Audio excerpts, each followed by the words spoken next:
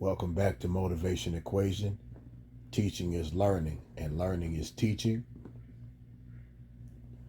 In the field of education, two is one, and one is none, in particular if you're teaching in an urban school or in a rural school in which the tax base may not have the most amount of funding available to them, or the municipal government, or excuse me, the school board may not have the best funding available.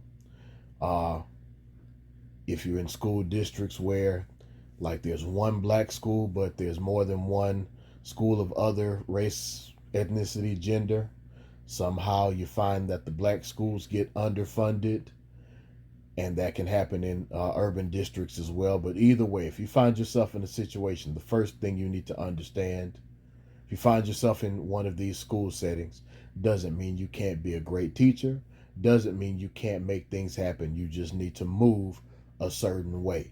So, for example, understand sometimes equipment and supplies may be hard to come by.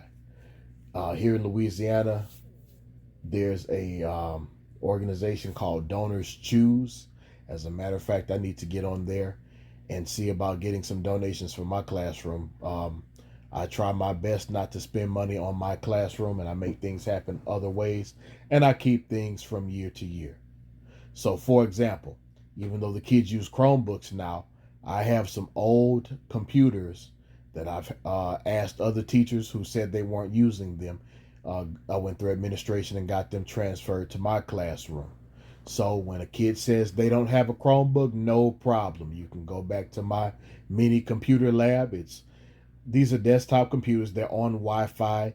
The internet is a decent speed. So whatever it is that they need to do, they can still do it. And since it's a desktop, it stays in place, and it can be used by whoever needs to use it, or that group of computers can be used by whoever. I keep textbooks. I know almost everything is online, but technology can fail. So there you go again. Number one, have two ways to deliver each lesson and every piece of content.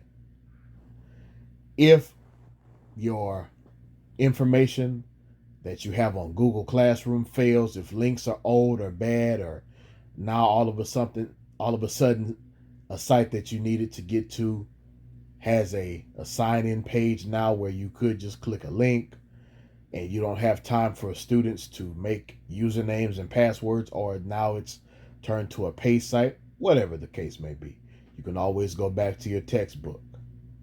Maybe if you want to keep worksheets, you can have that too. Save different files, transfer as much to yourself as you can, that you can be able to redeliver if need be. Sometimes you'll find teachers who get rid of old sets of textbooks, okay? In a pinch, you can still use somewhat outdated textbooks, and where you see outdated information, you can describe or you can let the students know this information may be outdated. Here's what happened back then. And now you have even more information that you're giving them. You could even make it a bonus question or an exit ticket and have them explain why something has changed over time, because that marks a higher level of understanding. If there's a substitute teacher you like to call, if there's more than one substitute available, if you can even get substitutes, where I'm at, that's pretty hard. We just put in our absences, and we let the administration take care of it. But at one point, I used to have substitutes on deck who would be looking to come and substitute in my classroom because I didn't have many discipline problems. I was a coach. I had football players who would kind of police my classroom for me, so to speak. And most of my students enjoyed my class anyway and liked the information they were getting. So it was a good way to substitute because it's easy, clean, quiet, and so much is on the computer. And there's not a whole lot of work to do anyway. Not so much now, but either way, I used to find myself having to have more than one substitute available and keeping a working relationship with more than one substitute. So if I needed one, I had one I can call if that person was available. There were others on that list. And as you can tell, the more options you have in all of these situations, the better.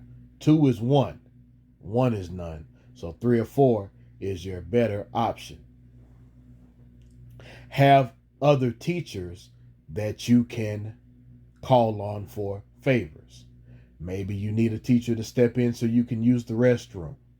And monitor your class while you're gone, because in some places, well, really in all places, if something happens while you're not there and you leave that classroom empty, you're liable.